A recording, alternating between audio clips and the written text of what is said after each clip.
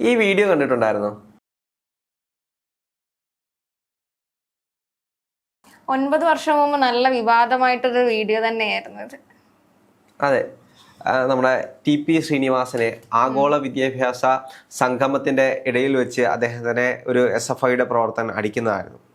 ഒന്ന് ആലോചിച്ച് നോക്കൂ, വർഷം എത്ര കഴിഞ്ഞു? ഇന്നാണ് CPM പാർട്ടിക്ക് ഒരു ബോധോദയം ഉണ്ടായിരിക്കുന്നത്. കേരളത്തിലും ഉന്നത വിദ്യാഭ്യാസ മേഖലയിൽ വിദേശ സർവകലാശാലകൾ വേണമെന്നൊരു ആശയം CPM മുന്നോട്ട് വെച്ചിരിക്കുന്നു. അതിനുള്ള ബില്ല് പാസ്സാക്കുന്നു. ഒന്ന് ആലോചിച്ച് നോക്കൂ, വർഷം എത്ര കഴിഞ്ഞു? അന്ന് എതിർത്തിരുന്നൊരു പാർട്ടി ഇന്ന് അതിനെ കൊണ്ടുവരാൻ വേണ്ടിയിട്ട്, അല്ലെങ്കിൽ അത് കേരളത്തിന് ആവശ്യമെന്ന് പറഞ്ഞ് മുറവിളി കൂട്ടുന്നൊരവസ്ഥ. കാരണം 9 വർഷം മുമ്പ് അവിടെ നമ്മുടെ കേരളം ഭരിച്ചത് ഉമ്മൻചാണ്ടി സർക്കാരായിരുന്നു. ആ ഒരു സമയത്തൊന്നും ഒരു സംഗമം മാത്രമേ ഉണ്ടായിരുന്നുള്ളൂ. അന്ന് സർക്കാർ ആലോചിച്ചൊരു കാര്യം, അന്ന് ഇടിക്കേണ്ട ഒരു ആവശ്യവുമില്ല. എന്ത് തന്നെയാണെങ്കിലും അടിച്ചിട്ടാണ് ഒരാളുടെ നിലപാട് വെളിയിൽ പുറത്താക്കുന്നത് അല്ലെങ്കിൽ പറയുന്നത്.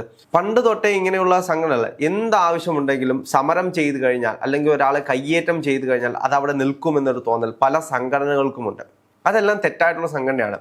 ഇപ്പോൾ CPMനെ നോക്കിക്കഴിഞ്ഞാൽ വിദേശ സർവകലാശാല മാത്രമല്ല, അതിനു മുമ്പിട്ട് കമ്പ്യൂട്ടർ ആണെങ്കിലും ട്രാക്ടർ ആണെങ്കിലും ഇങ്ങോട്ട് വന്നിട്ടുള്ള പല മേഖലയിലുള്ള പല സ്ഥലങ്ങളും ഇപ്പോൾ AI വരെ അവർ വിമർശിച്ചു തുടങ്ങി. എല്ലാ കാലത്തും ഇവർക്ക് വിമർശനങ്ങൾ മാത്രമാണുള്ളത്. ഇവർ ഒന്നിനെയും സുസ്വാഗതം ചെയ്യില്ല. പക്ഷേ വർഷങ്ങൾ കഴിഞ്ഞിട്ട് ഇത് മനുഷ്യരുടെ ആവശ്യമായി മാറുമ്പോൾ, അല്ലെങ്കിൽ അത് അത്യാവശ്യമുള്ളൊരു സാധനമായിട്ട് മാറുമ്പോൾ അന്ന് അവർ കൊണ്ടുവരും. എന്നിട്ട് അവർ പറയും ഇത് പിണറായി സർക്കാരിൻ്റെ അല്ലെങ്കിൽ LDF സർക്കാരിൻ്റെ വിജയം. ഇപ്പോഴാണെങ്കിലും ഉമ്മൻചാണ്ടിയുടെ കാലത്തുണ്ടായിരുന്ന പല പദ്ധതികളും പൊടി തട്ടി കൊണ്ടുവന്നിട്ട് അത് പിണറായി സർക്കാരിന്റെ വിജയം എന്ന് പറഞ്ഞ് ഒരുപാട് വിഷയങ്ങൾ നമ്മൾ കാണുന്നതല്ലേ. ഇപ്പൊ സീപ്ലെയിനായിട്ട് ബന്ധപ്പെട്ടിട്ടാണെങ്കിലും പണ്ട് അവർ പറഞ്ഞത് വെള്ളത്തിൽ ഇത് ഇറക്കി കഴിഞ്ഞാൽ മീൻ കുഞ്ഞുങ്ങൾ ചത്തുവും, മീൻ കുഞ്ഞുങ്ങൾ എവിടെ പോയി ജീവിക്കുന്നൊക്കെ പറഞ്ഞിരുന്ന ആളുകളാണ് ഇന്ന് ആ പദ്ധതിയുമായിട്ടൊക്കെ വരുന്നത്. ഒന്ന് ആലോചിച്ച് നോക്കൂ, അന്ന് ഈ TP ശ്രീനിവാസനെ അടിച്ചു വിടുമ്പോൾ അദ്ദേഹത്തെ അടിച്ച് നിലത്തിടുന്ന ആ ഒരു ആൾക്ക് CPM പിന്നീട് ജോലി കൊടുക്കുന്നു. ഇന്ന് അദ്ദേഹം ഒരു സൊസൈറ്റിയിലെ ജീവനക്കാരനാണ്, ഒരു ബാങ്ക് ഉദ്യോഗസ്ഥനാണ്. CPM എന്നും ഇങ്ങനെയുള്ള ആളുകളെ സംരക്ഷിച്ചിട്ട് മാത്രമേ ഉള്ളൂ. കാരണം പലപ്പോഴും അവരുടെ ഗുണ്ടകളായിട്ട് CPM ഇങ്ങനെയുള്ള ചെറുപ്പക്കാരെ മാറ്റിയെടുക്കുന്നത് നമുക്ക് കാണാൻ കഴിയും. ഒരു കാരണവശാലും നമുക്ക് എന്ത് ആശയമുണ്ടെങ്കിലും അതൊരാളെ ആക്രമിച്ചുകൊണ്ടാകരുത്. ഇന്ന് അവർക്ക് ആ നിലപാട് മാറ്റി പറയേണ്ടി വരുന്ന അവസ്ഥയുണ്ട്. ഇന്ന് അവരെ ഏറ്റവും കൂടുതൽ കളിയാക്കുന്നത്, അതിൽ കഴിഞ്ഞ ദിവസം നിയമസഭയിൽ PC വിഷ്ണുനാഥ് പറഞ്ഞൊരു കാര്യമുണ്ട്, പുഷ്പനെ അറിയാമോ, നിങ്ങളുടെ പുഷ്പനെ അറിയാമോ, അത്രമാത്രമേ പറയാനുള്ളൂ. ഓരോ സർവകലാശാലയ്ക്കും വേണ്ടിയിട്ട്, അതായത് വിദേശ സർവകലാശാലകൾക്ക് വേണ്ടിയിട്ട് ജീവിക്കുന്ന രക്തസാക്ഷിയായി മാറിയിരുന്ന ഒരാളായിരുന്നു പുഷ്പൻ. അദ്ദേഹത്തിന് ആ ഒരു കിടക്കശയിൽ കിടക്കേണ്ടി വന്നത് ഈ വിദേശ സർവകലാശാലയെ എതിർത്തത് കൊണ്ട് മാത്രമാണ്. അന്നും നമുക്ക് കാണാൻ കഴിയുന്ന ഒരാളാണ് ശിവൻകുട്ടിയായിരുന്നു ഈ SFI പ്രവർത്തകരെ അറസ്റ്റ് ചെയ്തുകൊണ്ട് പോയതിനു ശേഷം ജയിലിൽ ചെന്ന് ബലമായിട്ട് പിടിച്ചിറക്കിക്കൊണ്ടുവരുന്നത്. അതിനുശേഷം ശിവൻകുട്ടിയുടെ പിന്നീടുള്ള അഭ്യാസ പ്രകടനം എന്ന് പറയുന്നത് നിയമസഭയിലായിരുന്നു. ഉമ്മൻചാണ്ടി സർക്കാരിന്റെ കാലത്ത് നിയമസഭ മുഴുവൻ തല്ലിപ്പൊളിക്കുന്ന രീതിയിലായിരുന്നു. പക്ഷെ ഇന്ന് അദ്ദേഹം വിദ്യാഭ്യാസ മന്ത്രിയാണ്. ആ വിദ്യാഭ്യാസ മന്ത്രിയാണ് ഇതിനെല്ലാം കൂട്ടുനിൽക്കുന്നത്, വിദേശ സർവകലാശാല കൊണ്ടുവരാൻ വേണ്ടിയിട്ട്. ഒന്ന് ആലോചിച്ച് നോക്കൂ. അന്ന് അദ്ദേഹത്തെ ഈ ഒരു 9 വർഷം മുമ്പ് കൃത്യം അടിക്കുന്നതൊക്കെ കാണാം. മുഖത്തൊക്കെ നല്ല ക്രൂരമായി അടിക്കുന്ന ഒരാളാണ്. കാരണം വിദേശ സർവകലാശാല നമുക്ക് വേണ്ടാന്ന രീതിയിലേക്ക് ആ ആളെ ആ ഒരു സമയത്ത് ജില്ലാ പ്രസിഡന്റ് ആയിരുന്ന ശരത്തിനെ ആ ഒരു സമയത്ത് ഒഴിവാക്കുന്നുണ്ടായിരുന്നു. കുറച്ച് നാളത്തേക്ക് പാർട്ടി ഒന്ന് മാറ്റി നിർത്തി. അതിനുശേഷം പിന്നീട് പല സ്ഥാനങ്ങളിലേക്ക് കൊണ്ടുവരികയും അവസാനം ഒരു സഹകരണ ബാങ്കിന്റെ കൃത്യമായിട്ടുള്ള ഒരു ജോലി വരെ കൊടുക്കുകയും ചെയ്യുന്നുണ്ട്. അന്ന് നമ്മുടെ MLA ആയിരുന്ന ശിവൻകുട്ടിയായിരുന്നു ഇവരെ കൃത്യമായി പോയി ജയിലിൽ പോയി ബലമായി പിടിച്ച് ഇറക്കിക്കൊണ്ടുവരികയായിരുന്നു എന്നാണ് പറയുന്നത്. അന്നത്തെ മാസ് ഹീറോ ആയിരുന്നു. പക്ഷെ അന്ന് നമ്മുടെ പ്രതിപക്ഷ നേതാവായിരുന്ന VS ഇതിനെ എതിർത്ത് തന്നെയായിരുന്നു സംസാരിച്ചത്. ഒരാളെയും കയ്യേറ്റം ചെയ്തോ അല്ലെങ്കിൽ അടിച്ചു ഓടിക്കുന്നതല്ല നമുക്ക് നല്ലത്, സമരത്തിലൂടെ അല്ല അവരൊക്കെ അറസ്റ്റ് ചെയ്യണമെന്നൊക്കെ അദ്ദേഹം ഇങ്ങനെ പറഞ്ഞിരുന്നു. പക്ഷെ അറസ്റ്റ് ഒന്നും ഉണ്ടായിട്ടില്ല. അവർക്കൊക്കെ കൃത്യമായിട്ടുള്ള പദവികളൊക്കെ കൊടുത്തു. അല്ല, അതിനപ്പുറത്തേക്ക് എന്ത് തന്നെയാണെങ്കിലും വിദേശ സർവകലാശാല കേരളത്തിൽ വരാൻ പോകുന്നു, നല്ല കാര്യം തന്നെയാണ്. വൈകി വന്ന വിവേകമാണെങ്കിലും അതൊരു നല്ല കാര്യമാണ്. പക്ഷെ അവിടെ നമ്മൾ ശ്രദ്ധിക്കേണ്ട ഒരുപാട് കാര്യങ്ങളുണ്ട്. വിദേശ സർവകലാശാല കേരളത്തിലേക്ക് വരുമ്പോൾ ഇന്ന് കേരളത്തിലെ പൊതുവിദ്യാഭ്യാസ മേഖലകളിൽ നിലനിൽക്കുന്ന വീതം വെപ്പുകളുണ്ട്. ഒരു മന്ത്രിക്ക് ഇത്ര സീറ്റ്, അല്ലെങ്കിൽ ഇത്ര പേർക്ക് ഇത്ര സീറ്റ്, അല്ലെങ്കിൽ ഒരാളെ നിയമിക്കുമ്പോൾ ആ നിയമനവുമായി ബന്ധപ്പെട്ട് ഒരു സുതാര്യത ഇല്ലായ്മ, പലപ്പോഴും പല നിയമനങ്ങളും പല ആളുകൾക്ക് വേണ്ടി വീതം വെച്ച് കൊടുക്കുന്ന ഒരു അവസ്ഥയാണ് നമുക്ക് കാണാൻ കഴിയുന്നത്. ഇതെല്ലാം വിദേശ സർവകലാശാലകൾ വന്നു കഴിഞ്ഞാൽ അതിലെയും ബാധിക്കപ്പെടുമോ? അങ്ങനെ വന്നു കഴിഞ്ഞാൽ ഗുണനിലവാരത്തിൽ മാറ്റം വരും. നല്ല അധ്യാപകരും നല്ല അനധ്യാപകരും ഉണ്ടെങ്കിൽ മാത്രമേ ഒരു സർവകലാശാല നല്ല രീതിയിൽ മുന്നോട്ട് പോകാൻ കഴിയൂ. നമ്മൾ തന്നെ ഈ കേരളത്തിലെ പൊതു സർവകലാശാലകളുടെ വിഷയങ്ങൾ എടുത്തു നോക്കിക്കഴിഞ്ഞാൽ പലപ്പോഴും അവിടെ അധ്യാപകരില്ല. പല സർവകലാശാലകളും അധ്യാപകരില്ല. അവിടെ എപ്പോഴും അല്ലാത്തുള്ള വെളിയിൽ നിന്നുള്ള അധ്യാപകരെ കൊണ്ടുവന്നിട്ടാണ് ക്ലാസ്സുകൾ എടുക്കുന്നത്. അതിനപ്പുറത്തേക്ക് നോക്കിക്കഴിഞ്ഞാൽ അവരുടെ രാഷ്ട്രീയം, അമിതമായിട്ടുള്ള അധ്യാപക രാഷ്ട്രീയം, അത് വലിയൊരു വിഷയമാണ്. ഈ സർവകലാശാലകൾ എടുത്തു നോക്കിക്കഴിഞ്ഞാൽ ഇന്നും ഈ അടിയും വഴക്കുമായി നടക്കുന്നതിൻ്റെ പ്രധാനപ്പെട്ട കാരണം അധ്യാപകരുടെ രാഷ്ട്രീയം കൊണ്ടാണ്. അധ്യാപകർക്ക് അങ്ങോട്ടും ഇങ്ങോട്ടും കൃത്യമായിട്ടുള്ള രാഷ്ട്രീയമുണ്ട്. അതിനു വേണ്ടിയിട്ട് അവർ അങ്ങോട്ടും ഇങ്ങോട്ടും ഫൈറ്റ് ചെയ്യുകയാണ്. അത് വിദ്യാർത്ഥികളുടെ വിദ്യാഭ്യാസത്തെ തന്നെ ബാധിക്കും. പിന്നീട് ഈ വിദേശ സർവകലാശാല കേരളത്തിലേക്ക് വരുന്നു. അത് നല്ല രീതിയിൽ മെച്ചപ്പെട്ടു പോകുമ്പോൾ കേരളത്തിൻ്റെ പൊതുവിദ്യാഭ്യാസം മെച്ചപ്പെടുത്തണ്ടേ? അല്ലെങ്കിൽ അതൊരു താരതമ്യം വരില്ലേ? വിദേശ സർവകലാശാലകൾ വന്നിട്ട് നല്ല രീതിയിലുള്ള വിദ്യാഭ്യാസം കേരളത്തിലേക്ക് കൊടുക്കുമ്പോൾ കേരളത്തിലെ പൊതുവിദ്യാഭ്യാസം മോശമാണ് എന്ന് പറയുന്നത് കേരളത്തിലുള്ള ആളുകൾക്ക് തന്നെ അപമാനമാണ്. അപ്പോൾ അത് മാറ്റിയെടുക്കേണ്ടത് ആരുടെ ഉത്തരവാദിത്തമാണ്? സംസ്ഥാന സർക്കാരിൻ്റെ ഉത്തരവാദിത്തമാണ്.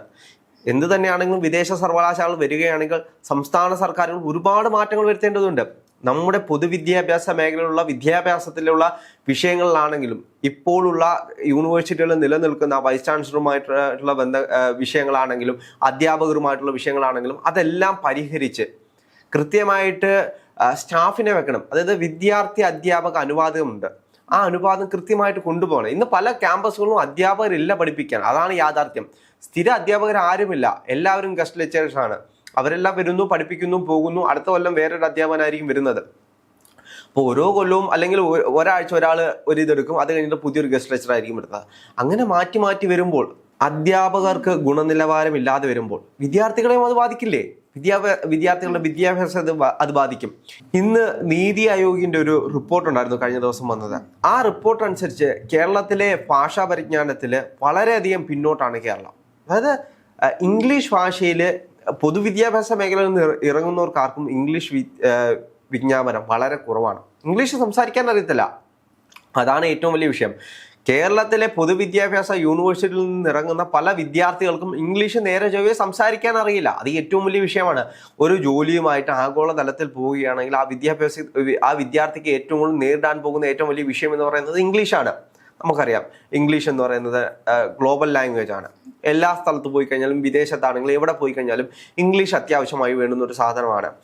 ആ ഒരു ഇംഗ്ലീഷ് കൃത്യമായിട്ട് പരിജ്ഞാനമില്ലാതെ വരുമ്പോൾ അത് അവരുടെ ജോലിയെ ബാധിക്കും. തീർച്ചയായിട്ടും. അതുകൊണ്ട് തന്നെയാണ് നമ്മുടെ ഈ ഒരു സംസ്ഥാനം, നമ്മുടെ ഈ ഒരു യൂണിവേഴ്സിറ്റികളിൽ നിന്ന് എടുക്കുന്ന പല ഡിഗ്രികൾക്കും വാല്യൂ ഇല്ലാണ്ടായി പോകുന്നത്.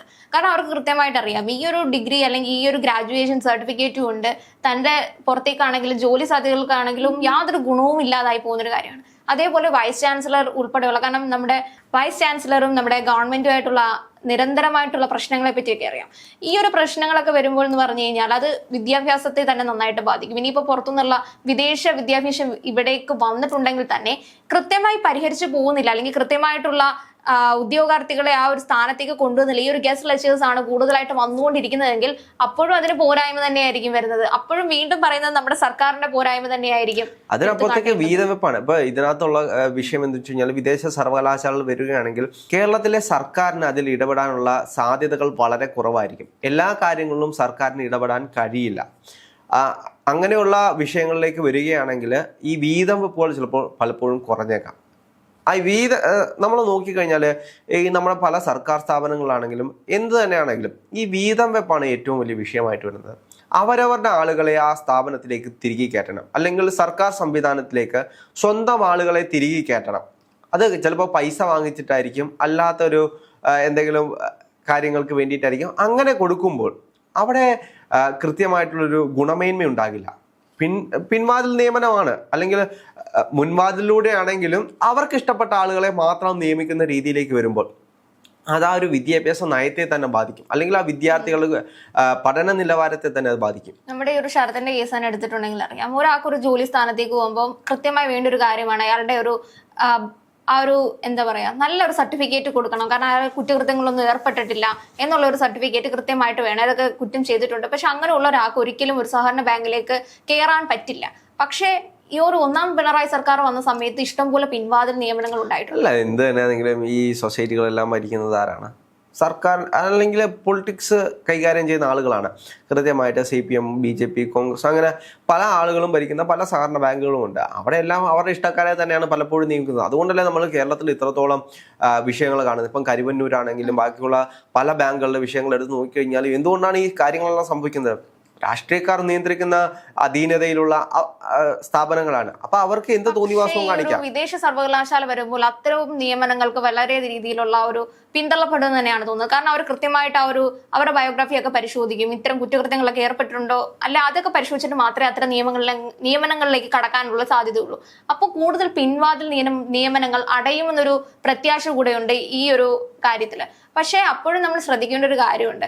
കാരണം നമ്മുടെ എം എൽ എ ആയിരുന്ന ശിവൻകുട്ടി ആണെങ്കിലും നമ്മുടെ മന്ത്രിയായിരുന്നുവെങ്കിലും ഇപ്പോൾ ഈ വാതോരാതെ സംസാരിക്കുന്ന ഒരു കാര്യം. കാരണം ഇത് കുറച്ചുകൂടി ഇനി അവർക്ക് ഭരണം കൈവിട്ട് പോകുന്നതിന് മുൻപ് തന്നെ ഇനിയും ഒരുപാട് കാര്യങ്ങൾ നമ്മുടെ ഈ ഒരു സംസ്ഥാനത്തേക്ക് വരട്ടെ എന്ന് തന്നെ നമുക്ക് പ്രത്യാശിക്കാൻ പറ്റുള്ളൂ. അതെ.